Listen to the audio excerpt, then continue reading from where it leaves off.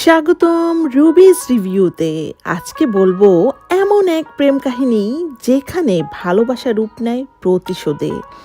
এমন এক চরিত্র যার চোখে আগুন আর অন্তরে ঝড়। শাকিব খান অভিনীত 2025 সালের আলোচিত সিনেমা বরবাদ। শাকিব খানের এই মুভিতে নাম আরিয়ান মির্জা, একজন অভিজাত পরিবারের সন্তান। তার বাবা আদিব মির্জা একজন ক্ষমতাশালী ব্যবসায়ী, যিনি নিজের স্বার্থে সব কিছু কোরবান করে দিতে পারেন। তো বাবার পাওয়ারের জন্য আরিয়ান মির্জা এমন কোনো কাজ নেই যে করে না। এই মুভিতে দেখানো হয়েছে কিভাবে একটি বাবা তার ছেলেকে কতটা ভালোবাসে, এবং ভালোবাসা যে একটি ছেলের জন্য অভিশাপ হতে পারে সেটিও দেখানো হয়েছে। এই মুভিতে দেখানো হয়েছে কিভাবে ছেলে তার বাবার লালন পালনের ভুলের কারণে অমানুষ হয়ে যেতে পারে। তো এজন্য এই মুভিতে আপনাদের সম্পূর্ণভাবে দেখা উচিত। আপনারা সম্পূর্ণভাবে যদি দেখেন আপনাদের ভালো লাগবে, এবং আপনারা যদি শাকিব ভক্ত নাও হয়ে থাকেন তাও এই মুভিটি আপনাদের ভালো লাগবে। তো মুভির শুরুতে আমরা দেখতে পাই আরিয়ান মির্জা তার ক্লাসের একটি মেয়ের দিকে তাকিয়েছিল। তখন আরিয়ান মির্জা ক্লাস 10-এ পড়ে। আরিয়ান মির্জার বাবার বড়াইয়ের কারণে আরিয়ান মির্জা ক্লাসে মনোযোগ দেয় না কখনোই। তো আজকে ও একটি মেয়ের দিকে তাকিয়েছিল এবং হঠাৎ করে উঠে সে মেয়েটিকে কিস করে দেয়। শিক্ষক এটি দেখে আরিয়ান মির্জাকে শাস্তি দিতে থাকে, হাতের মধ্যে বেত্রাঘাত করতে থাকে। তো আরিয়ান মির্জার রাগে ওই শিক্ষককে কলম বসিয়ে দেয়, আর শিক্ষকের হাত রক্তাক্ত হয়ে যায়। এই সিনটি এখানে শেষ হয়। তো এই সিন থেকে আমরা বুঝতে পারলাম আরিয়ান মির্জা ছোটবেলা থেকেই এমন ক্রুয়েল, এমন নিষ্ঠুর। তো যাই হোক, আরিয়ান মির্জা ক্ষমতাধর বাবা আদিব মির্জার কাছে এগুলো কিছুই আসে যায় না। আর আদিব মির্জা চায় আরিয়ান মির্জা পুরা শহর, পুরা বাংলাদেশকে কিনে ফেলুক, পুরা বাংলাদেশ চষে বেড়াক। যাই হোক, আদিব মির্জা আরিয়ান মির্জাকে অত্যন্ত ভালোবাসে, এবং এই ভালোবাসা আসলে কতটুকু উপকারী তা জানি না, তবে মুভিতে আমি যতটুকু বুঝেছি এই ভালোবাসাটা সন্তানের জন্য অপকারী। তো যাই হোক, এখন ওই যে মেয়েটিকে আরিয়ান মির্জা জোর করে কিস করেছিল ক্লাসের রুমে, সেই মেয়েটির মা ওই কেস করে দিয়েছিল। কেসটি উঠানোর জন্য আরিয়ান মির্জার বাবা আদিব মির্জা মেয়েটির মাকে রিকোয়েস্ট করতে থাকে, কিন্তু মেয়েটির মা না মানলে মেয়েটির মাকে এই আদিব মির্জা নিজ হাতে খুন করে ফেলে। তো এই হচ্ছে আদিব মির্জা এবং আরিয়ান মির্জার চরিত্র। এখন আমরা দেখব আরিয়ান মির্জা এইভাবে ক্রুয়েলটি করতে করতেই বড় হয়ে যায়। বড় হওয়ার পরে আরিয়ান মির্জা আরো ভয়ঙ্কর হয়ে যায়। আরিয়ান মির্জা মনে করে যেটা তার পছন্দ তাকে সেটা পেতেই হবে, এবং সেটা যদি সে না পায় তাহলে সেটা সে কাউকে হতে দেয় না, এবং সেটা সে ধ্বংস করে ফেলে। তো পরের সিনে আমরা দেখতে পাই আরিয়ান মির্জা বিশাল বড় একটা গ্যাংস্টার হয়ে যায়। তার আগে পিছে বিভিন্ন ধরনের মানুষ থাকে অস্ত্রশস্ত্র নিয়ে। আচ্ছা, যাই হোক, তারপরে আমরা দেখতে পাই সে বিশাল আকারের অনেক অস্ত্র নিয়ে এবং তার আশেপাশের লোকজন নিয়ে হেলিকপ্টারে চড়ে নিতু নামের একটি মেয়েকে সবার সম্মুখে গুলি করে দেয়। তা আমরা তখন কিছুই বুঝি না যে কেন হঠাৎ করে গুলি করে দেয়। তো নিতু মারা যাওয়ার পরে আশেপাশে যত মানুষ আছে সবাই নিতু হত্যার বিচার চাই বলে আন্দোলন শুরু করে। তো এই আন্দোলনে আমরা পরের সিনে দেখতে পাই আদালতে কাঠগড়ায় দাঁড়ানো আরিয়ান মির্জা। অ্যাডভোকেট শহীদুজ্জামান সেলিম আরিয়ান মির্জার যত কুকীর্তি আছে সব হচ্ছে এই আদালতে প্রকাশ করতে থাকে। ওভার স্পিডে গাড়ি চালানোর অপরাধে পুলিশ তাকে একদিন মধ্যরাতে বাধা দেয়। তো বাধা দিলে আরিয়ান মির্জা যখন চেহারাটা দেখায় তখন পুলিশ ভয়ে হাত জোর করে আপনি যান করে তাকে বিদায় দিয়ে দেয়। এতে করে বোঝা যায় আরিয়ান মির্জা কতটা ভয়ঙ্কর, এবং পুলিশও তাকে কতটা ভয় পায়। আরিয়ান মির্জা বারে গিয়ে বিভিন্ন ধরনের ড্রাগ নিতে থাকে, অ্যালকোহল খেতে থাকে, এবং আরিয়ান মির্জার যে বা হাত আছে সেটা হচ্ছে জিল্লুকে সে বলে, জিল্লু ওটা দে সব নেশা জাতীয় দ্রব্য। তো জিল্লু সেগুলো আরিয়ান মির্জাকে দেয় এবং আরিয়ান মির্জা সেটি নেয়, এবং আরিয়ান মির্জা যে মেয়েকে পছন্দ করে সেই মেয়েকে কিন্তু আরিয়ান মির্জা পিছনে নিয়ে যায়। তো যাই হোক, এটাই হচ্ছে আরিয়ান মির্জার আসল রূপ বরবাদ মুভিতে। তো এমন একটি পার্টি ক্লাবে নিতু নামের মেয়েটির সাথে আরিয়ান মির্জার পরিচয় হয়। নিতু হচ্ছে খুব সাধারণ ঘরের মেয়ে, এবং নিতু হচ্ছে তার অফিসিয়াল কোনো একটি প্রোগ্রামের জন্য এই ক্লাবে এসেছে। নিতু যখন দেখলো আরিয়ান মির্জা বৃষ্টির পানির মতো নারীদের উপরে টাকা উড়াচ্ছে, তখন নিতু গিয়ে আরিয়ান মির্জাকে বলল যে দেখেন স্যার, আমি তো একটি এনজিওতে আছি, আমার এনজিওতে অনেক অনাথ এতিম বাচ্চারা আছে, আপনি তো বিভিন্নভাবে টাকা উড়াচ্ছিলেন, আপনি আমাকে যদি কিছু টাকা সাহায্য করতেন ওদের অনেক উপকার হতো। তখন নিতুর এসব কথা না শুনে আরিয়ান মির্জা নিতুর দিকেই তাকিয়েছিল, নিতুকে এতটা ভালো লেগেছিল। আরিয়ান মির্জার সাঙ্গপাঙ্গরা নিতুর জুসের মধ্যে বেহুশ হওয়ার ওষুধ মিশিয়ে দেয়। তারা মনে করে আরিয়ান মির্জা নিতুর সাথে রাত কাটাবে। তারা আরিয়ান মির্জাকে বলে যে এই মেয়েটিকে এমনি এমনি পাওয়া যাবে না। তখন আরিয়ান মির্জা বলে যাকে এমনি এমনি পাওয়া যায় না তাকে জোর করে নয়, ভালোবাসা দিয়ে জয় করা উচিত। তো অজ্ঞান হয়ে যাওয়া নিতুকে আরিয়ান মির্জা বাসায় নিয়ে যায় এবং বাসায় গিয়ে খুব সুন্দর করে যত্ন সহকারে শুইয়ে দেয়। তো এভাবে আরিয়ান মির্জা প্রতিদিনই নিতুকে তার বাসায় পৌঁছে দেয়। তো নিতুর যে দারোয়ান সে বলে যে আপনি যে এই লোকটার সাথে মিশছেন, এই লোকটার অতীত সম্পর্কে কি আপনি জানেন? তখন নিতু আরিয়ান মির্জার অতীত দেখে ভয় পেয়ে যায়। এরপর আরিয়ান মির্জা নিতুকে একটি ব্র্যান্ড নিউ কার, একটি ফোন গিফট করে। তার একদিন পরে আরিয়ান মির্জা নিতুকে একটি ফ্ল্যাট গিফট করে। এত কিছু আরিয়ান নিতুর জন্য করছে, নিতু শুধু অবাক হয়ে দেখছিল। হ্যাঁ, নিতুর মধ্যেও ভালো লাগা কাজ করছিল। এদিকে এতগুলো টাকা নেয়ার জন্য অফিস থেকে আরিয়ান মির্জার মামাকে জানানো হয়। আরিয়ান মির্জার মামা জিজ্ঞেস করে এই ফ্ল্যাট, ফোন এবং কার কার নামে কিনেছে, আমার জন্য, ওর বাবার জন্য নাকি ওর নিজের জন্য? তখন আরিয়ান মির্জার মামাকে জানানো হয় নিতু নামে একটি মেয়ের জন্য। তখন আরিয়ান মির্জার মামার নিতুর প্রতি একটি রাগ কাজ করে। আরিয়ানের মামার প্ল্যান হচ্ছে আরিয়ানের সমস্ত সম্পত্তি নিজের নামে দখল করা। আরিয়ানের বাবার মৃত্যুর পর আরিয়ান তো নেশাই করে, আরিয়ান তো আর ভালো হবে না, এই জন্য আরিয়ানের সমস্ত সম্পত্তি মামা নিজের মনে করে। সেজন্য আরিয়ান যদি উল্টাপাল্টা খরচ করে তাহলে আরিয়ানের মামার খুব গায়ে লাগে। এদিকে আরিয়ান এসে নিতুকে তার ভালোবাসার কথা জানায়। তখন নিতু অবাক হয়ে বলে যে আমি কেন, রাস্তার কোনো মেয়েও তোমাকে ভালোবাসবে না, কারণ তুমি তো একজন নেশাখোর, তুমি কখনোই সংসার করতে পারবে না। তখন আরিয়ান মনে মনে প্রতিজ্ঞা করে যে নিতুর ভালোবাসা পাওয়ার জন্য সে নেশা ছেড়ে দিবে। তখন সে অনেক কষ্ট করে একটি হোটেল রুমে নিজেকে আটকে রাখে, নেশা করে না। তখন সে আস্তে আস্তে অসুস্থ হয়ে যায়। এদিকে জিল্লু, যে কিনা আরিয়ানের ডান হাত বাম হাত যাই বলুন না কেন, সে হচ্ছে নিতুকে খবর দেয় এবং আরিয়ানের কষ্টটা দেখায় যে হোটেল রুমে দরজা বন্ধ করে আরিয়ান কতটা কষ্ট পাচ্ছে। তখন আরিয়ান নিজেকে সুস্থ করার জন্য রিহ্যাবে যায়। রিহ্যাবের ব্যাপারটা যেন আরিয়ানের বাবা আবিদ মির্জা না জানে, সেজন্য আরিয়ান জিল্লুকে বলে যে এই কথাটা কাউকে বলা যাবে না। তো যেভাবেই হোক আরিয়ান সুস্থ হয়ে আবার ফিরে আসে এবং আরিয়ান নিতুর মধ্যে ভালোবাসা তৈরি হয়। নিতু এবং আরিয়ানের মধ্যে অনেক দিন ভালোভাবে কাটছিল। আরিয়ান পাগলের মতো নিতুকে ভালোবাসতে শুরু করলো। তো দাদির জন্মদিনের দিন আরিয়ান সবার কাছে, পরিবারের সবার কাছে নিতুকে পরিচয় করিয়ে দেওয়ার জন্য নিয়ে আসে। তো আরিয়ান বলে এই হচ্ছে নিতু। তো সবাই খুশি হয়। আরিয়ানের দাদি বলে এত সুন্দর মেয়ে, মাশাল্লাহ মাশাল্লাহ।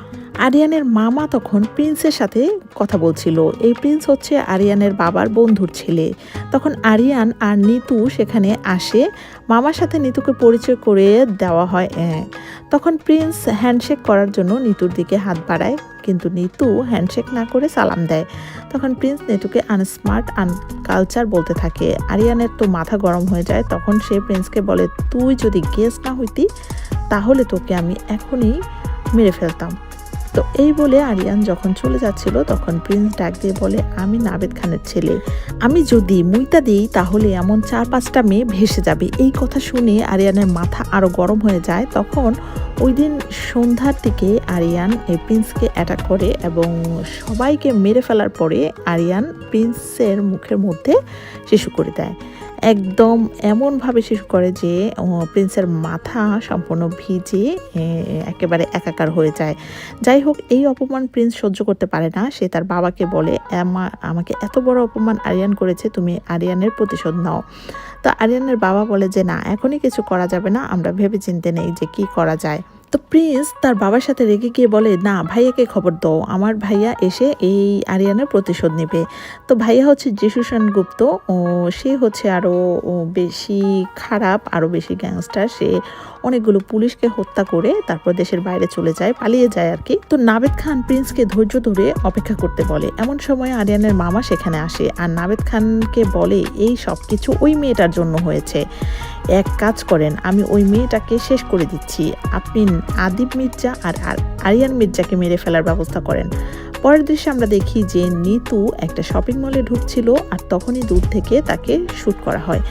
আরিয়ান পাগলের মতো হয়ে ছুটে আসে আর তখন নিতুকে অপারেশন থিয়েটারে নেওয়া হয়। আরিয়ান তখন প্রতিশোধের নেশায় বারবার গর্জে ওঠে, সিংহের মতো গর্জে ওঠে। হঠাৎ তার চোখ পড়ে সিসিটিভি ক্যামেরার দিকে। আরিয়ান তখন বলে, জিল্লু এই সিসিটিভি ক্যামেরার মাধ্যমে সবকিছু বের করে নিয়ে আসো।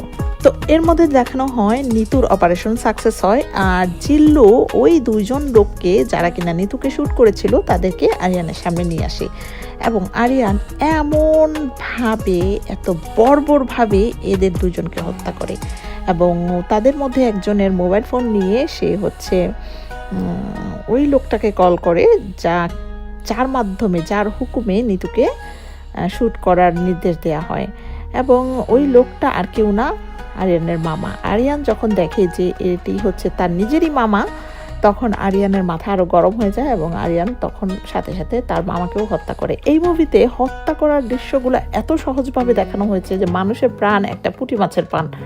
মানে আরিয়ান কচু কাটার মতো মানুষ মেরেই যাচ্ছে। এটা আসলে মেনে নেওয়ার মতো না। আরিয়ান তার মামাকে মেরেছে কিন্তু তার বাবা আদিব মির্জা তার ছেলেকে কিছুই বলে না।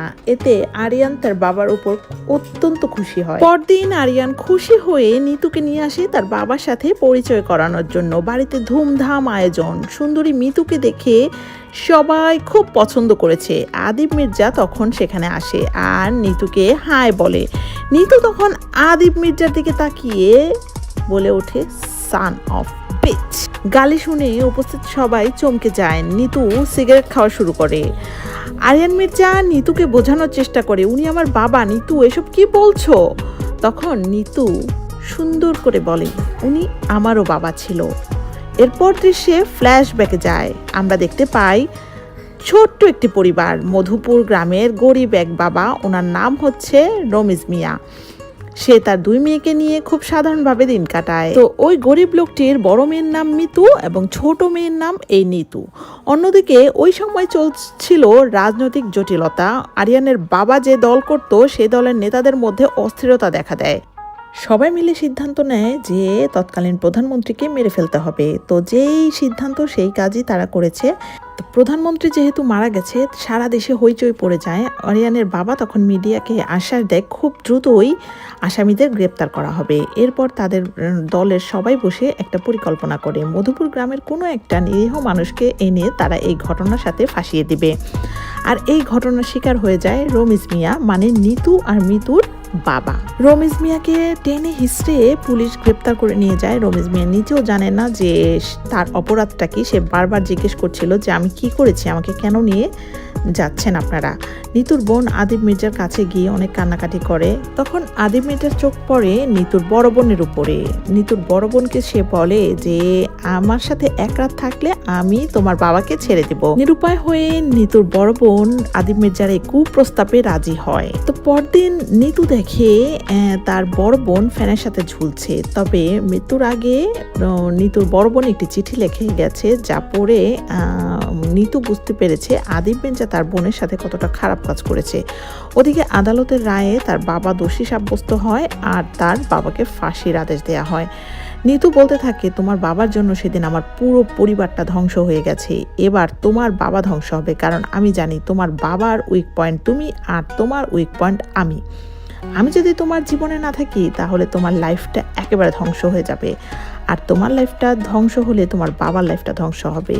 এসব বলে নিতু আরিয়ানকে জানিয়ে দেয় সে মোটেও আরিয়ানকে ভালোবাসে না, সবটাই ছিল তার প্রতিশোধ। আরিয়ান মির্জা নিতুকে বারবার হাতে পায়ে ধরে বোঝানোর চেষ্টা করে যে বাবা অন্যায় করেছে, আমি তো করিনি। নিতু তখন বলে, বাবার নাম ধরে টাকা পয়সা সবকিছু তুমি ভোগ করতে পারবে, তো শাস্তিটা ভোগ করতে পারবে না?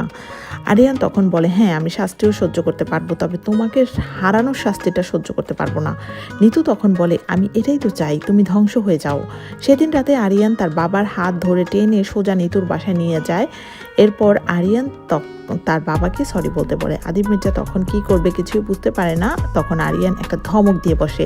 আদিব মির্জা তখন ছেলের ভয়ে নিতুর কাছে হাতে পায়ে ধরে ক্ষমা চায়, কিন্তু নিতু কিন্তু ক্ষমা করে না। যদিও আমি এখানে বুঝতে পারিনি নিতু একটি গরিব বাবার মেয়ে হয়ে এত এত টাকা কোথায় পেলো, এত এত লোক ভাড়া কিভাবে করলো, এত এত নাটক কিভাবে সাজালো। যাই হোক, কাহিনীতে ফিরে আসছি। নিতু আদিব মির্জার বাবাকে মাফ না করাতে আরিয়ান মির্জা সমস্ত নেতাদেরকে ফোন দেয়। সমস্ত নেতারা তখন একসাথে হয়। সব নেতারা যখন পার্টিতে চলে আসে, শুধুমাত্র আদিব মির্জা ছাড়া, তখন আরিয়ান মির্জা জিল্লুকে বলে, জিল্লু গেটটা বন্ধ কর।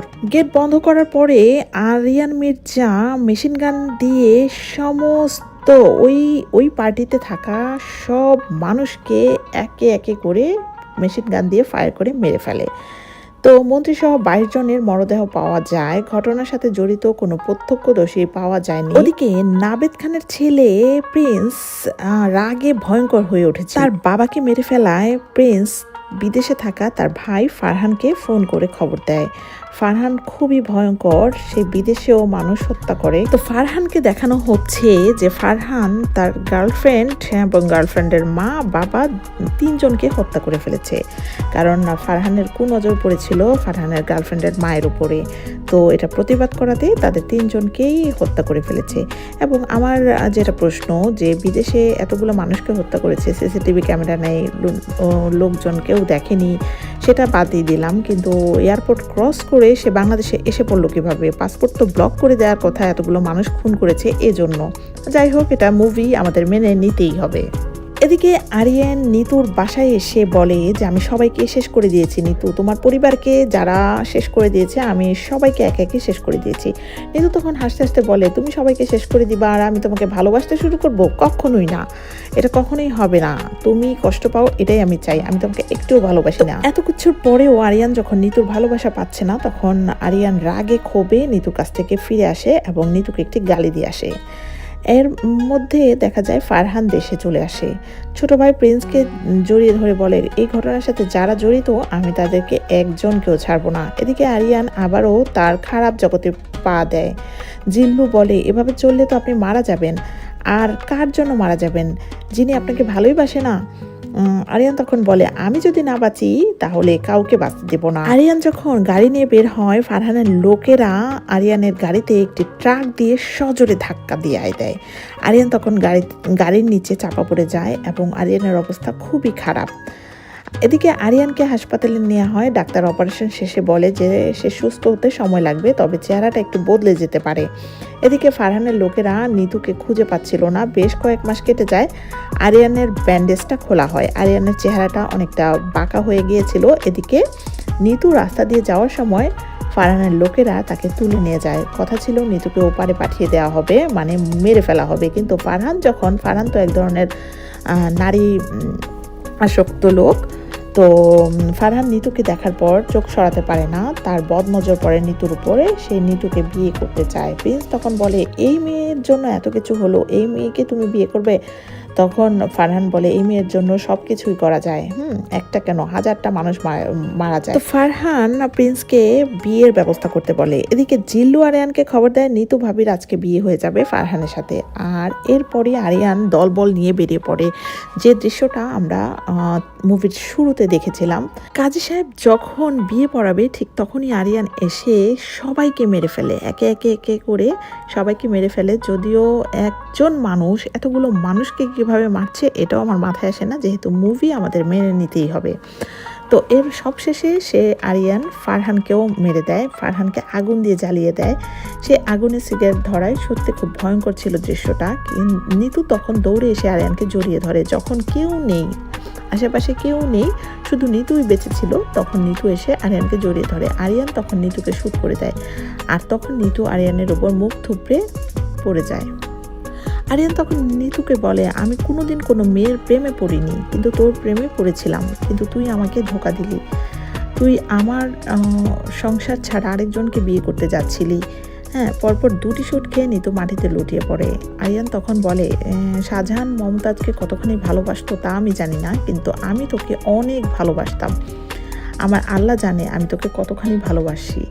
এই এই যে আমার শরীরে এত ক্ষত, আমার ব্যথা লাগে না, আমার ব্যথা লাগে যখন দেখি তুই আমার না আরেকজনের। নিতু তখন বলে, যা করেছো ভালোই করেছো, কারণ আমার বাবা এবং আমার বোনের মৃত্যুর জন্য তোমার বাবা দায়ী। তোমার সাথে সংসার করলে আমি আমার বোন এবং বাবার সাথে বেইমানি করা হবে, এজন্য আমি তোমাকে সত্যি সত্যি ভালোবেসেও কিন্তু ভালোবাসতে পারিনি।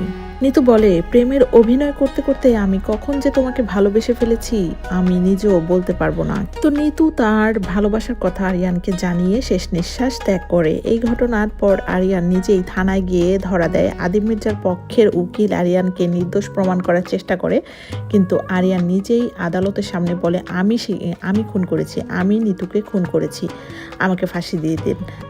এরপর আদালত আরিয়ানকে ফাঁসির আদেশ দেয়। রাত 12টায় আরিয়ানকে মঞ্চে নেওয়া হয়। আরিয়ানের ফাঁসি দেওয়ার সাথে সাথে আদিব মির্জাও নিজেকে শেষ করে দেয়। আর এখানেই শেষ হয় বরবাদ সিনেমার গল্প। তো গল্পটি আপনার কাছে কেমন লেগেছে সেটা অবশ্যই কমেন্ট করে জানাবেন। আর আমার ভিডিওটি যদি আপনাদের ভালো লেগে থাকে আমার চ্যানেলটি সাবস্ক্রাইব করে আমার পাশে থাকবেন। ধন্যবাদ। আল্লাহ হাফেজ।